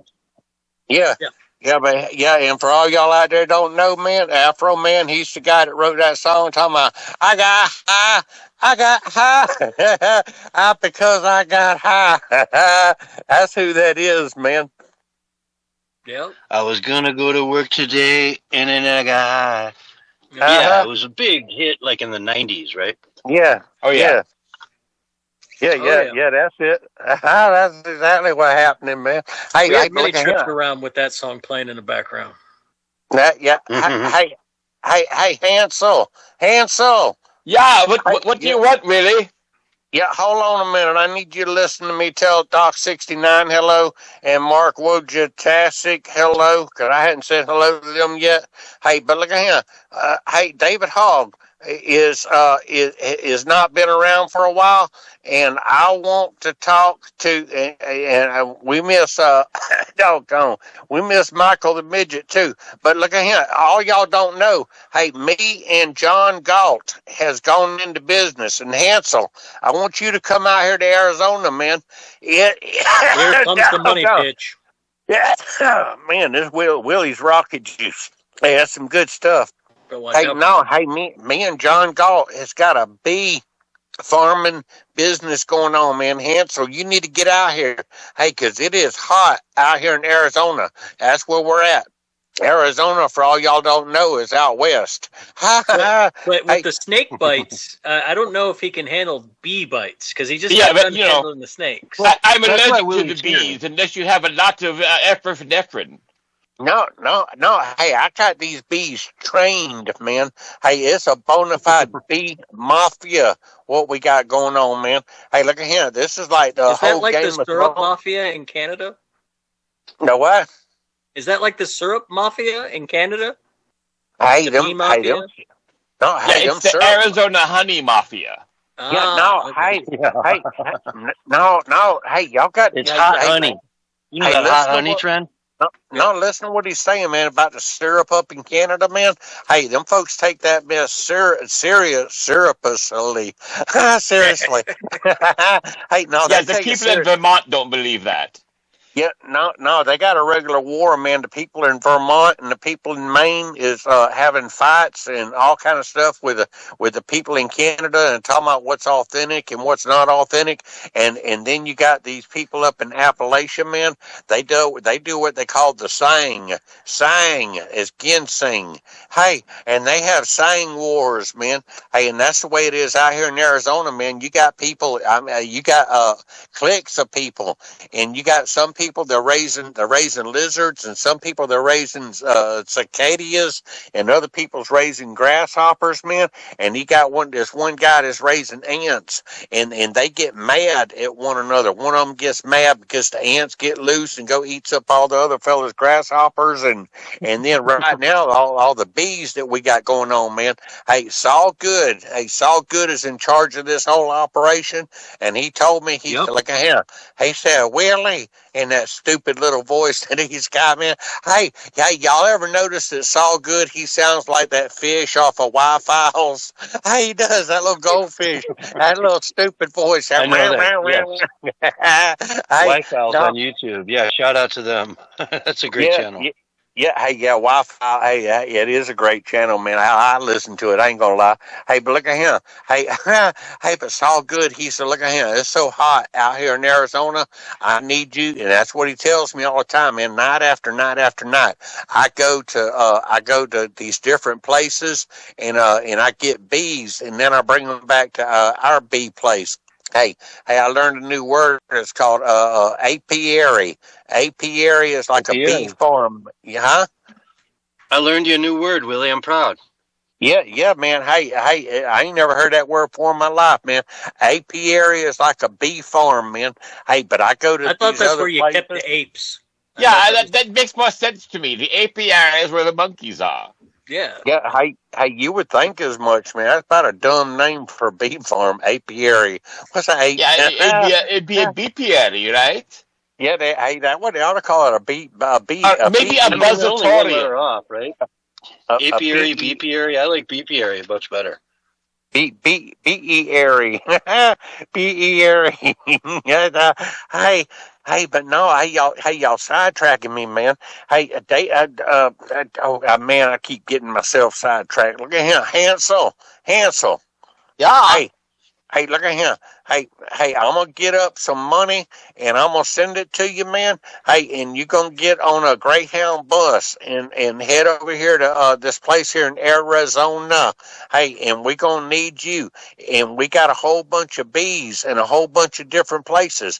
And we go out there in the silence of the night, man. In the silence of when it's dark and it's cool, man. Hey, and we get these bees, and we bring them back to our place. Hey, they Saul Good's bees. Saul Good says they his bees, but we got to go at nighttime to go get them, man. That sounds a little illegal.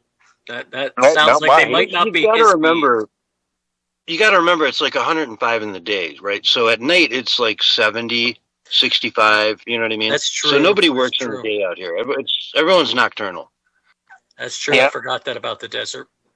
Yeah, man. Hey, it's cool at night, man. I'm telling you. Hey, they call me around here. They call me They call me Willie the Sting. Willie the Sting. Hey, they call John Galt. They call him John Two Wings. John Two Wings Russo. What they call him, man. Hey, hey, y'all know that John used to be a delivery guy. He used to deliver pizzas, man.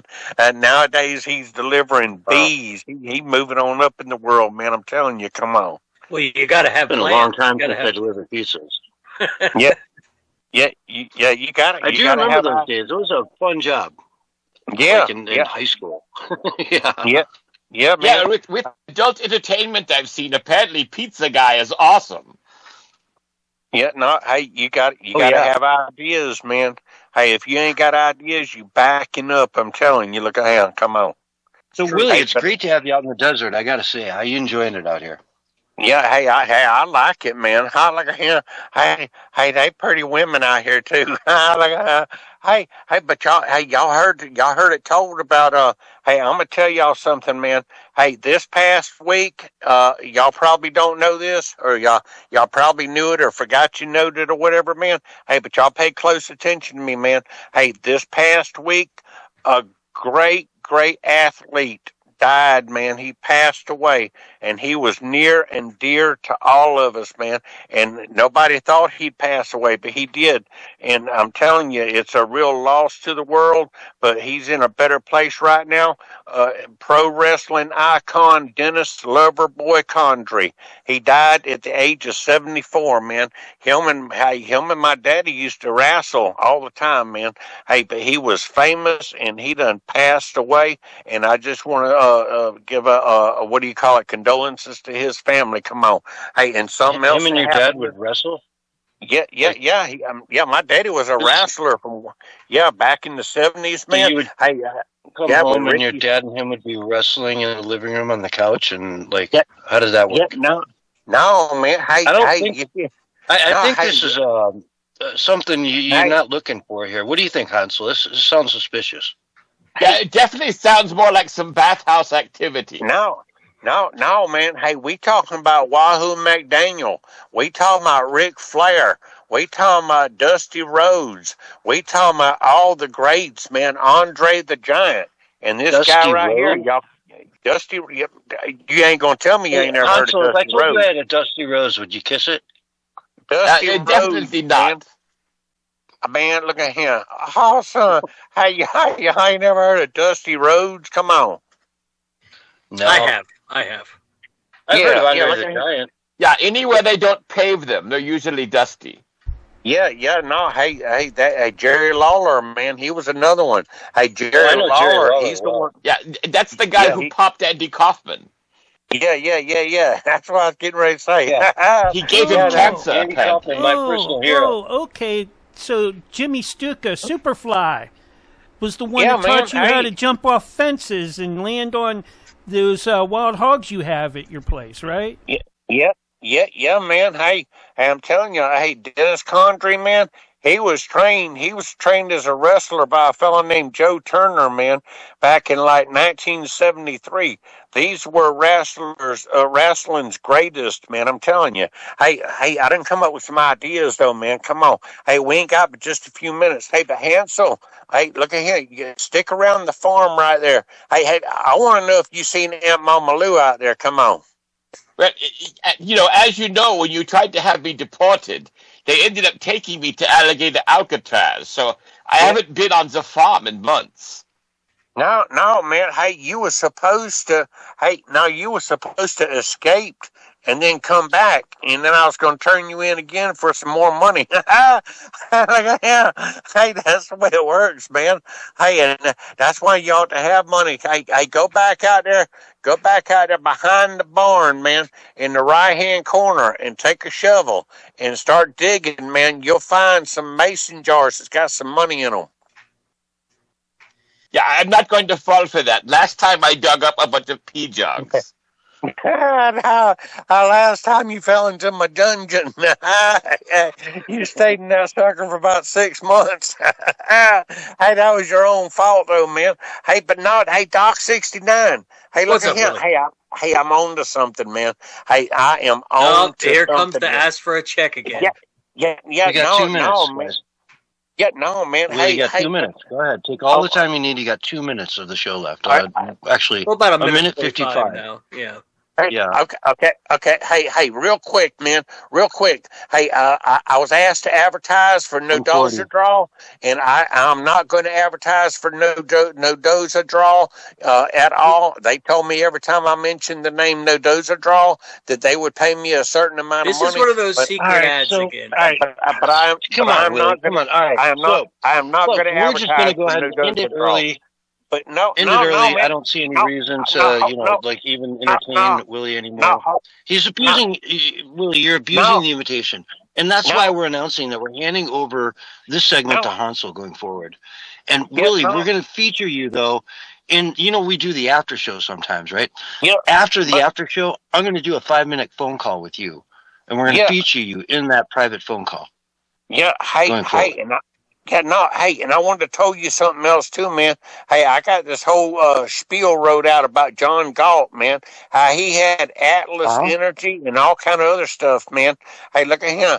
Oh, hey, I got all kind of stuff going on. Hey, but no, hey, you sidetracked me Atlas real quick, energy, man. I like it. No. Hey, look at definitely. him. In the 30 seconds we have left, Willie, the last thing I want to do is sidetrack you. I want you focused. We've got 25 seconds left, so just be focused and 24. Tell us what you want to say. Don't get confused. Hey, you got 20 seconds left. Don't get confused. Stay on point. DeWalt electric Crocs, man. Roller skates, electric roller skates. DeWalt, man. You hook them up to a battery. Hey, and this is what I need. All right, folks. On that note, we've got to go to break. This is the Censorship Sucks Roundtable Radio. Thank you so much for listening. We'll be right back after these messages. Flat Earth, man. Yeah, hey, Flat Earth. They got it in. All right. You're not. A private. You're going to feature him in a private phone call. That was good. All right. That's classic. Yeah, they're going to fire your butt, Willie. Yeah, no. Hey, I was going to talk good about John Galt. About it was going to be Larry. Or Larry. What's Larry? Larry what? Who's Larry? Fink. Hold on a minute. Huh? Larry. No, Fink, we right? had another. No, we had Bullhorn Larry. That's who it was. Hey, Bullhorn Larry. Hey, Bullhorn Larry. Hey, come here real quick, man. Hey, we want to talk about John Galt. Hey, you want to talk about John Galt? Hey, look at him. Yeah. Hey, John Galt, you're likely in the broadcasting business, and for a reason, because you prioritize bold individualism and unapologetic logic, man. Hey, in a world of sound bites and surface level takes, a host that makes a namesake usually stands out on very key reasons. No, it actually says 4 very key reasons, man. You have intellectual rigor. You are not interested in just going with the flow. You challenge your listeners, and you challenge them to think for themselves, and you question the status quo, pushing a philosophy of self-reliance. Yeah, that's what John Galt does, man. Clarity of conviction. Something refreshing about a What are you reading from? Like some AI thing? It's ChatGPT, of course. No, man. Hey, there's some stuff I made up, man. I made it up. Yeah, hey, we want to talk about Atlas Energy, and you act as a voice for the producers, and hey, you are a doer, you are a hard hitter and a go-getter, man. Hey, look at him. I had all kind of accolades for John Galt, man. Look at him. Yeah, he's always sucking up because he's about to be fired. 5-minute private phone call. That's the top segment I have.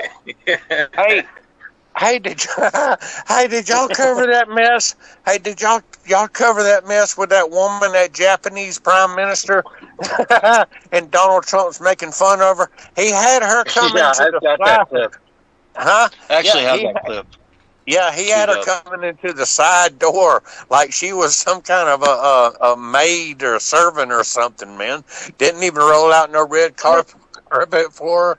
Made her wait, everybody. She said, I will never set foot in the United States of America again. That whole trip wasn't nothing but an insult. And then he wants to make fun about Japanese and Pearl Harbor. I got completely different coverage of that than you got here. No, hey, that's the way it happened, man. Okay. She was highly upset. at the way she got treated. She said, "I Then will why did she never." commit troops to the Hormuz?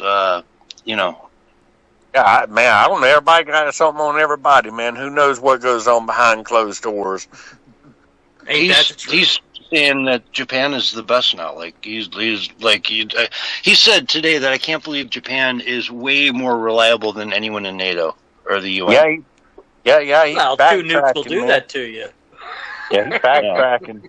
But I mean, seriously, man, you don't know who's cheating, who's being true, and who don't even care anymore. Makes you wonder who's doing right till someone denied, and whose car is parked next door. Come on. We can't even get you to sing on the radio, and you're going to do it in break? Come on. That's what happens, Yeah, you save a little something for the break. Yeah. Very disappointed, Willie. Very disappointed. Pound cake. Lemon pound cake. You're doing that to like spit in our face. You're saying this is what I could have. I'll tell you what. The next 5-minute phone call we have that I feature you, I want you to sing the whole time. 30 seconds, guys. I about sung out, man. I'm just going to call you out. I'm going to give you 5 minutes, and you got to sing, okay? Lemon pound cake. I'm out of here, man. I love you guys. All right, here's your countdown. 5, Yell after the show. 4, 3, 2, 1, and you're live and on the radio side right now. Hello, everyone, and welcome back to Hour 2 of the Censorship Sucks Roundtable Radio Show, Sunday Night Edition, March 22nd, 2026. And off we go. Let's, I don't know, any takeaways, Doc, from the Willie segment? This man is classic entertainment, and he makes me laugh very hard. I tell you, some of his schemes, though, he's hurting the wallet these days. Yeah, I'll tell you, he did a good analysis of the whole, what's his name, the series, Afro Man thing. Yeah, no, he was definitely on point with that. Yeah, he covered it well, because I was thinking, I should maybe interrupt and bring up this, and I just gave him his sweet time, and he brought it all in there, man. He had it all. So, good on him. Great analysis on Afro Man from Willie Lee tonight. Shockingly, folks, shockingly. It's almost like the fool took notes for once in his life. Well, it had lemon pound cake. Hi, I'm still here, man. Hi, I'm listening. Bye. I'm out of here. Come on. Hey, Mr. Producer, throw him out of the room, please. Thank you. Yeah, hold on. I got this. Security around here, right? A little lack these days. A little lax security, I'd say. Anyway, let's talk about Japan. Oh, God, man. Classic Donald Trump here. Classic Donald Trump. I've got to play this clip. You guys are going to love this. He's sitting down in the White House with the Prime Minister of Japan. This lady, this MAGA lady, they're calling her, the Donald Trump of Japan, because she's very, Japan first and all that kind of good stuff. And man, have we been seeing the based videos out of Japan. We can come back to that. But here's a Japanese reporter saying, hey, why didn't you tell us about this, with Iran? You didn't tell us. What's up? Well, one thing, you don't want to signal too much. When we go in, we went in very hard, and we didn't tell anybody about it because we wanted surprise. Who knows better about surprise than Japan? Okay? Why didn't you tell me about Pearl Harbor? Okay? Right? He's asking me, do you believe in surprise? I think much more so than us. And we had to surprise him, and we did. And because of that surprise, we knocked out the first 2 days. We probably. I don't know, Doc. What do you say? Well, I mean, two things. One, it's funny, and Donald Trump is always funny. That's one thing you can never take away from the guy. He is always funny. Although I wonder how much, because again, people take Trump differently. I wonder how much people outside of the situation in the foreign realm, how much they saw it as sort of an insight, especially, people in Japan. I'm curious to how they felt about it. But it's classic Donald Trump. I mean, it's anytime someone tries to needle him, he always flips it around and jujitsus it back into a needle on someone else. Yeah, it's kind of funny though. Like, why didn't we tell you? You guys don't understand surprises, really? Like, you don't know what surprises are for? Right? Yeah, exactly. Pearl Harbor, anyone? Pearl Harbor, anybody? Ferris? Yeah, it had a very SNL feel to it. It was very funny. Exactly. And, they stepped up and he came out the other day and said, I can't believe that Japan is more in line with helping us in the Straits of Hormuz than most of Europe is. Yeah. Right? Well, I mean, Japan has been our best allies since the end of World War II. Since we, and they're stepping up. Yeah. So. It's a wonderful thing, and yet we can't even. Well, I mean, we are now. We've got the coalition of 20 different countries that are now on board, but it's been hard pressed to get a lot of them. It's like pulling teeth. Yeah. Japan. Japan's sorry, no, I was just going to say it's very odd how Japan has been superior as an ally to us rather than Europe. It's a shame because Europe was a very strong ally for a very long time, and their decision to go with the globalists instead of the more Western traditional values, it's showing itself. I mean, look how they're being devastated over there in all kinds of different ways. And Japan's on the right track. They've put somebody in place that is going to bring Japan back to being a world power at some point. Yeah. And, more power to them. I love them. It's what a great country. I mean, they've got it dialed in. They've really got a beautiful society there where it's safe as can be. It's really wonderful. They've got trains rolling through the countryside at, 300 miles an hour, shrinking the size of the country in essence, right? So you can go to the other coast, you can go up into the mountain, whatever you want to do. It's not like crazy to get there because you got rocket trains that get you there in no time, on time. It just runs like clockwork. They've really done a beautiful job keeping their country, Japan, for their culture, for their people. They've dialed it in. Why would you want to give that up? Yeah, exactly. And if she can keep the globalists at bay and bring back some economic longevity to the economic system in Japan, that'll go a long way to maintaining Japan being Japan into the future, which is that's in line with Donald Trump. That's in line with some of the other right wing folks that are coming up through the European system. International nationalism is a good thing. Every people having their place be for their people is a good thing. And I think Japan finally gets that. Yeah. So they will be good allies to us, forever. Yeah. And strategic allies as well, because they're just sitting there, in a very dangerous spot being so close to China. Really, you're just off the shore there. It's, you got South Korea, but, Japan and South Korea have never been good allies at all. Yeah, there's a little bit of history there, just a little bit. Yeah. A little bit. Yeah.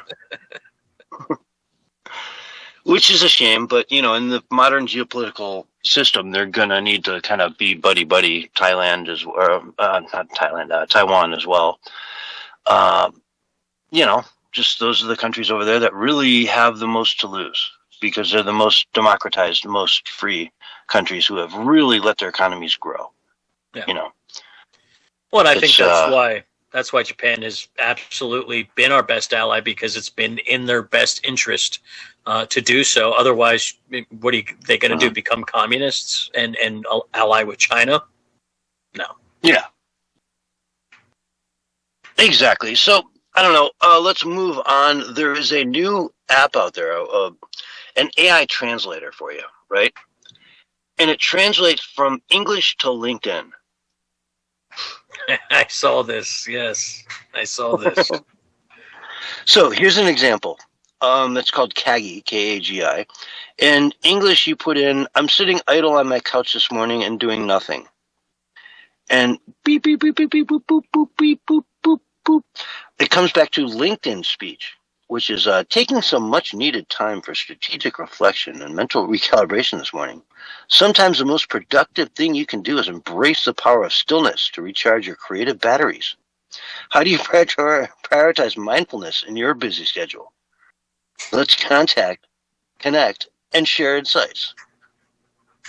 Hashtag mental health, hashtag productivity, hashtag self-care, mindfulness, hashtag leadership, recharge. If there is ever one social media site that I am absolutely okay with every government on the planet banning, it is LinkedIn. I'm okay with that one. Yeah. Oh God, there's one in here as well about like a dude who lost a 14-way parlay for 10 grand. Yeah. Like, yeah. Where's the one? I'm excited to share a major learning opportunity I recently announced in the high-stakes world of probability and risk management. After a $10,000 strategic investment in 14-tier diversified portfolio didn't yield the expected ROI, I've been learning into some intense stakeholder realignment at home. Leaning into. Yeah, it's you just lost a 14-leg parlay at the track. And strategic opportunity to really, discuss ROI returns with my corporate backing. That'd be useful for doing resumes. Like I was the greeter at Walmart. Yeah. Yeah, that would be single-handedly managed to yada yada yada all for 15,000 people per day. Yeah, exactly.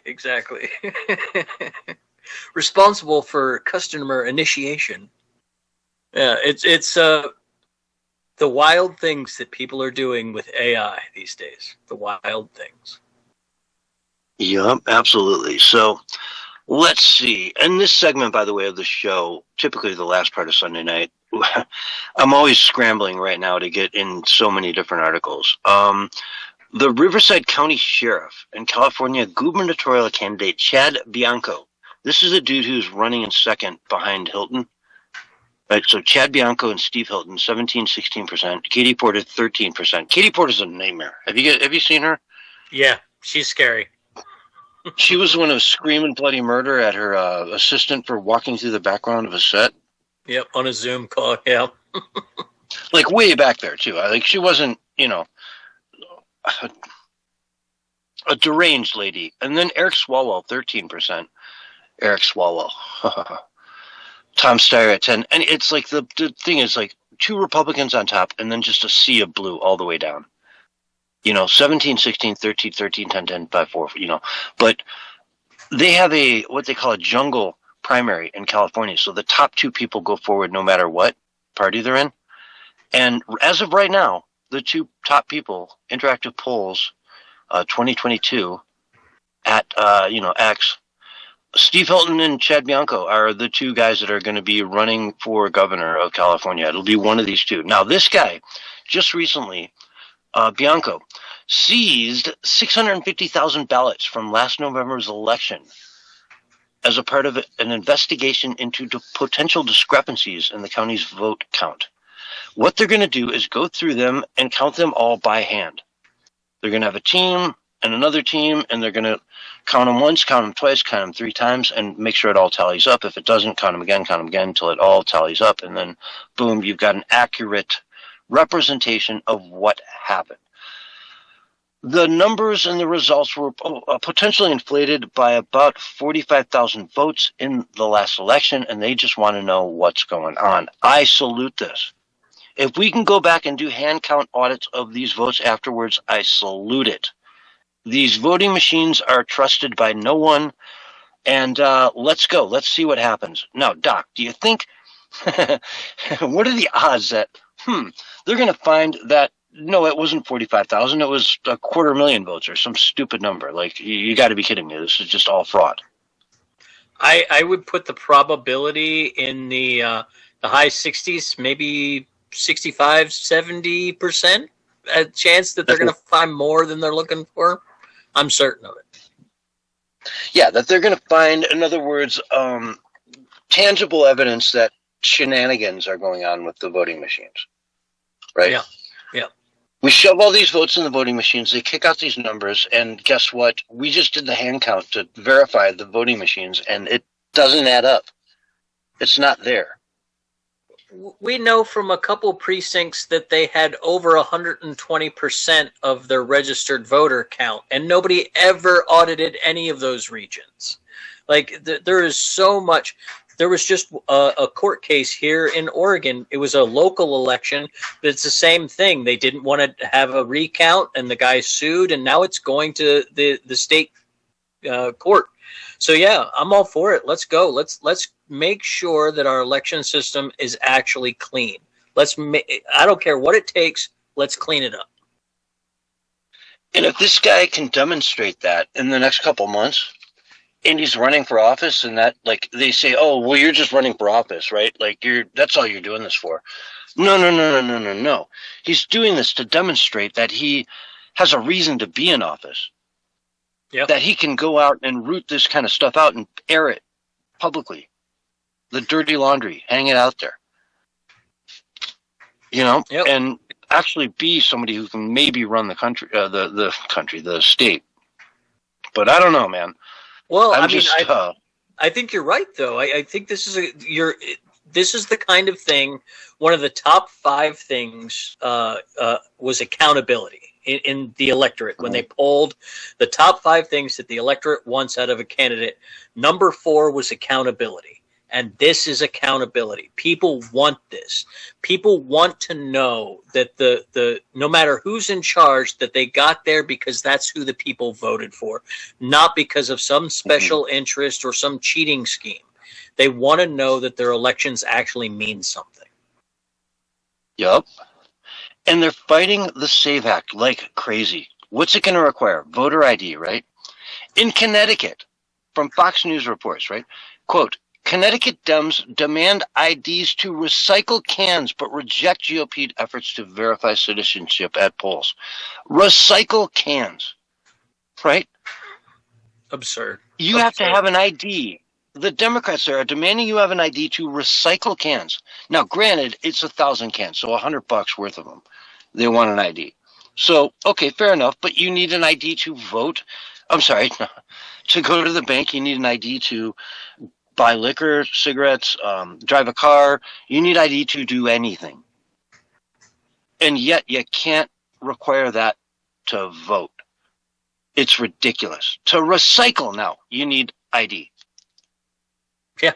I mean, you know why that is. There's only one reason you do something like that. There's only one reason you carve out voting. It's because you want to cheat. It's the only reason. Mm-hmm. Oh, man. It makes you go crazy, doesn't it? Well, it does. Yeah, it does. It does, but at least they're so brazen, though. Crazy enough, though, that putting people into action. That's a good thing.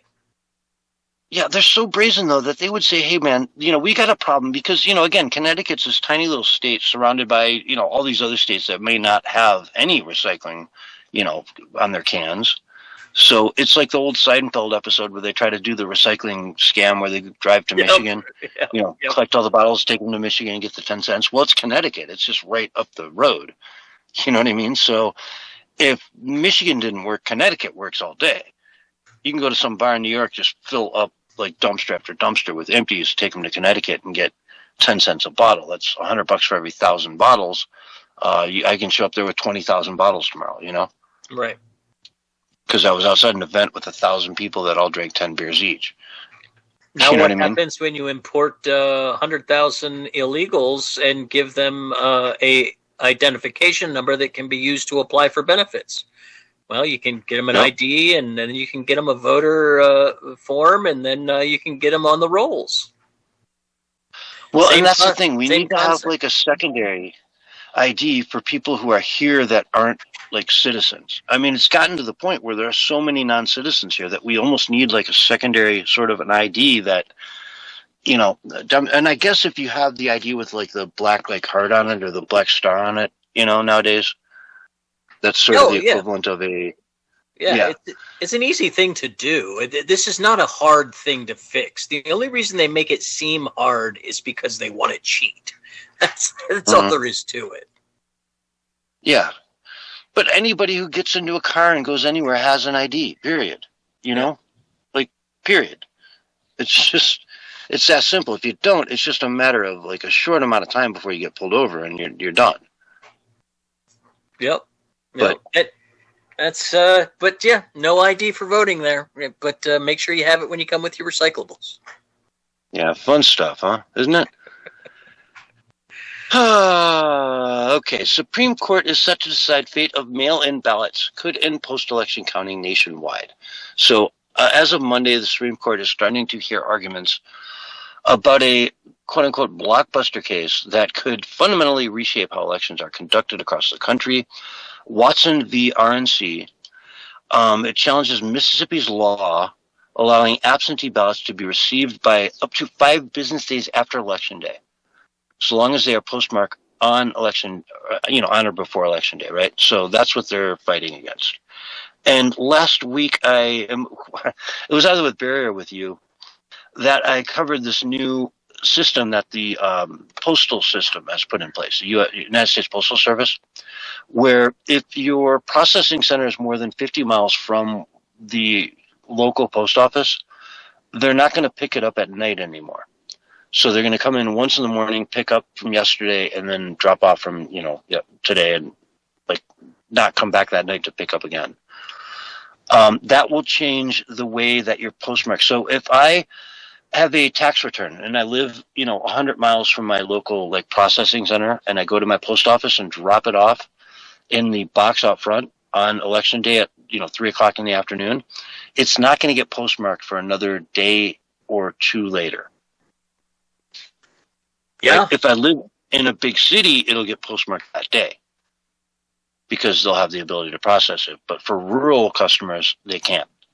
So put these two things together. Now, you need the 5 days plus. If they say this does pass, then half the country now, the MAGA part of the country, is not even going to count. If you drop in your ballot on Election Day, it won't count. Right. Because they won't postmark it for the next 2 days. So I don't know, man. Big Supreme Court case. Doc, where do you see this going? I think it's actually a good thing, though. Hear me out. Because there are places like Oregon and Washington State that have mail-in ballots that can be counted up to 30 days after they receive them. And so the reality is if they make that part of it, they get rid of that. It has to be counted on the day of the election. If it isn't received on that day, it's not a vote. That will at least get rid of those additional votes that come in at the 7th hour for Joe Biden, that big check mark he had. That will eliminate them being able to accept some of those ballots if they're audited, because they will be postmarked after the date. So that I think it actually will balance out and make the elections more secure. Well, I think Election Day should end on Election Day. Yes, 100%. You know what I mean? At midnight that night, if you don't have the ballots, we're not going to wait around a month or 2 months or 6 years or whatever to figure out who won. Exactly. Right? It's got to end on Election Day. It is Election Day for a reason. If Nepal can replace their entire government by voting on Discord after they overthrow it, we can cut off the night of voting at midnight and have the election counted by 3 days. We can do it. It's possible. Yeah. 3 days, no. I mean, and again, if your vote means something to you, don't put it in at like 5:00 on Election Day. Right. Yeah, absolutely. Exactly. Right. If you care, you've had the thing sitting on your counter for a month at least. Yeah, at least 2 weeks. What I mean? Minimum 2 weeks. Bare minimum.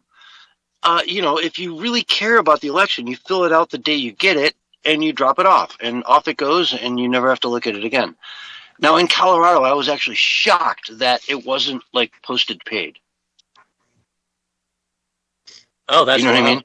Yeah, that is wild. Yeah, like, I went to go drop it off, and I realized I had to go buy a stamp, and I didn't have, like, my wallet on me. I just walked up to, like, drop it in the thing. I didn't grab my wallet because it's, like, a block and a half away.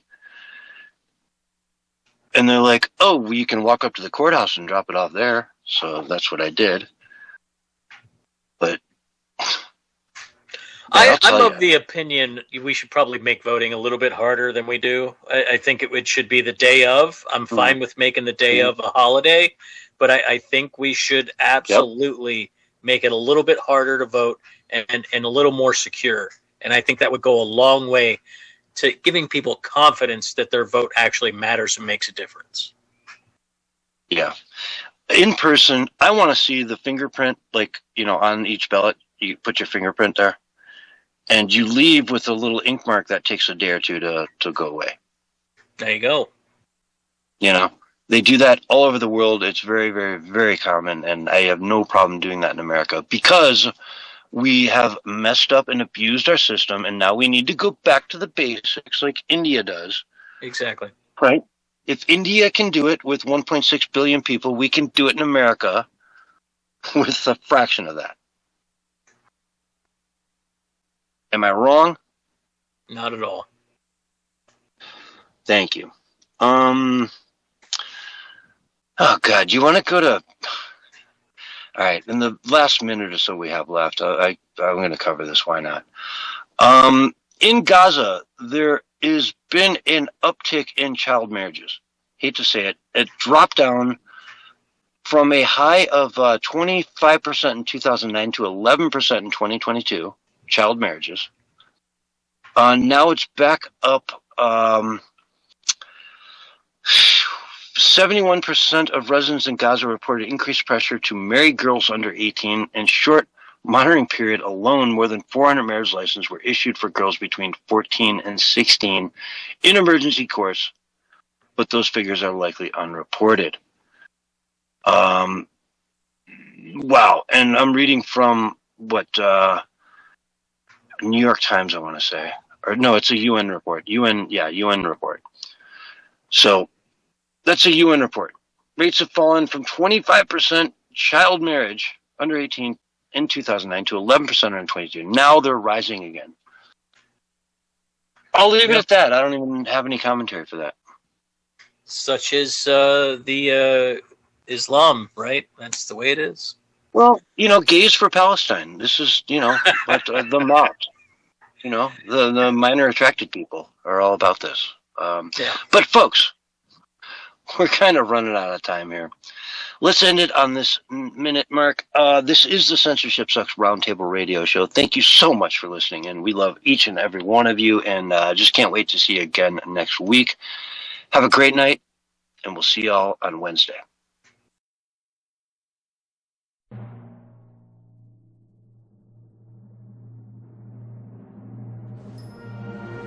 Thank you for listening to the Censorship Sucks Roundtable Radio Show.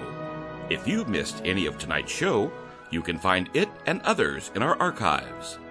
Thanks again, and you can catch us next week for another brand new show.